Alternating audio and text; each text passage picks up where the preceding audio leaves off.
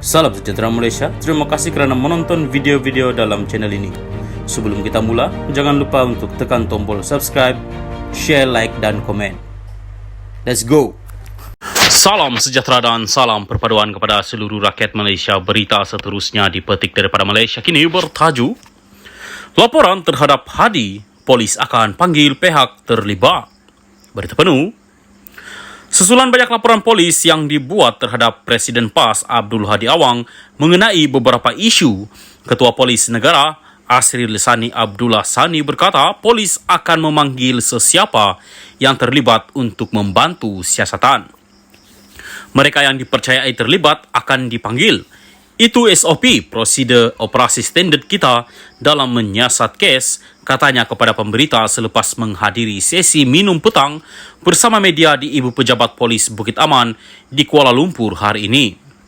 Ini berlaku selepas beberapa laporan dibuat oleh ahli politik daripada Parti Komponen Pakatan Harapan PH mengenai isu berkaitan dakwaan Hadi terhadap bukan Melayu dan bukan Islam yang didakwa provokatif dan boleh menggugat kerajaan.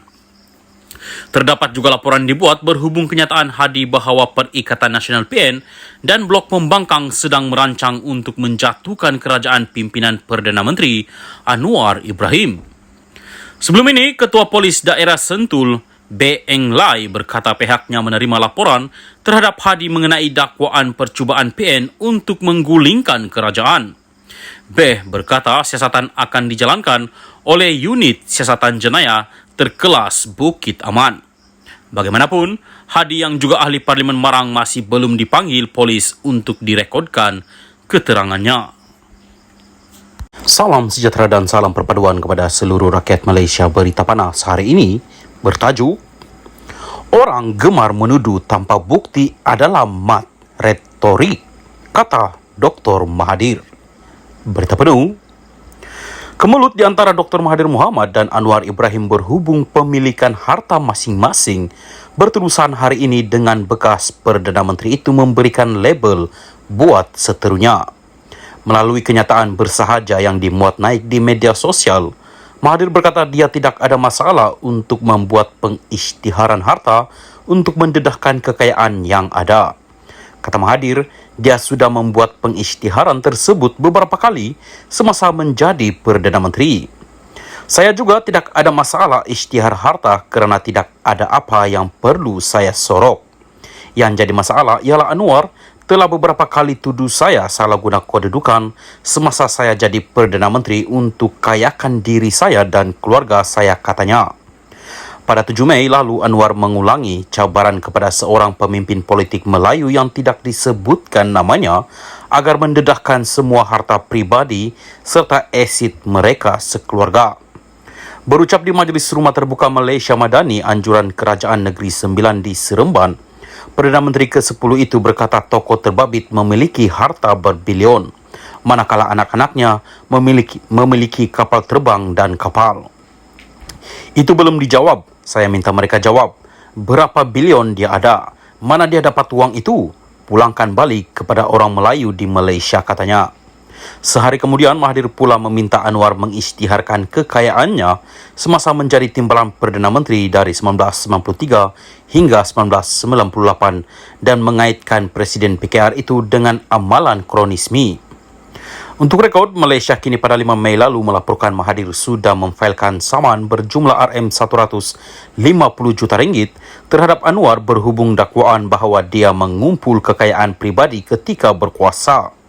Kata Mahathir, Anwar sudah digesa untuk menunjukkan bukti bahawa dia memiliki wang berbilion ringgit, kapal terbang dan kapal atau berdepan dengan tindakan mahkamah. Saya telah mengambil tindakan mahkamah dan sehingga hari ini, dia tidak pernah tunjuk bukti selain kesana kemari buat tuduhan terhadap saya. Sebaliknya, dia minta saya tunjuk bukti harta saya. Dia yang tuduh saya dan dia minta saya pula tunjukkan bukti, tambah Mahathir. Justru Mahathir yang pernah menjadi ahli Parlimen Langkawi pada 2018 itu mengulangi sekali lagi gesaannya kepada Anwar agar dakwaan tersebut dibuktikan. Setakat cakap di atas pentas politik tanpa ada bukti ini, siapapun boleh buat. Mereka yang begitu ini digelar mat retorik, Katanya lagi. Salam sejahtera dan salam perpaduan kepada seluruh rakyat Malaysia. Berita panas hari ini bertajuk Muhyiddin tawar KJ jawatan ahli MPT bersatu. Berita penuh. Presiden Bersatu Muhyiddin Yassin mengesahkan spekulasi lama bahawa Perikatan Nasional cuba memikat bekas pemimpin UMNO Khairi Jamaluddin menjelang 6 pilihan raya negeri. Walaupun ketua gabungan itu menafikan bahawa Khairi ditawarkan jawatan menteri besar jika dia menyertai PN, Muhyiddin berkata ada masa yang berbeza untuk menunggu bekas ahli parlimen Rembau itu. Kalau dia masuk bersatu, kita tawar dia majlis pimpinan tertinggi MPT. Jika dia setuju kerana kami tahu dia boleh menyumbang, kata Muhyiddin pada sidang akbar di Kuala Lumpur hari ini. Khairi dipecat daripada UMNO pada Januari dalam langkah presidennya Ahmad Zahid Hamidi membersihkan parti itu. Walaupun tidak menunjukkan sebarang langkah untuk menyertai semula politik sejak itu, Khairi membisu apabila dia hadir ke Majlis Aidilfitri anjuran Yayasan Golf Amal Muhyiddin pada Sabtu lalu. Ditanya jika ini petanda akan menjadi ahli Khairi, Muhyiddin berkata menjadi harapan semua dalam PN.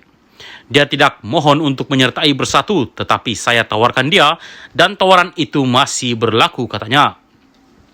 Presiden Bersatu itu berkata tawaran itu kali pertama disampaikannya pada 2016 apabila parti itu ditubuhkan tidak lama selepas dia dipecat daripada UMNO. Muhyiddin berkata menjadi harapan Bersatu supaya Khairi dapat membantu mengukuhkan parti. Kita serahkan kepada Khairi bila dia mahu membuat keputusan. Kita tak nak gesa sangat. Dia seorang yang sangat bijak. Dia faham pilihan raya negeri akan datang. Kalau saudara KJ boleh fikirkan baik-baik, sekarang masa yang baik untuk sertai Bersatu, kata Muhyiddin.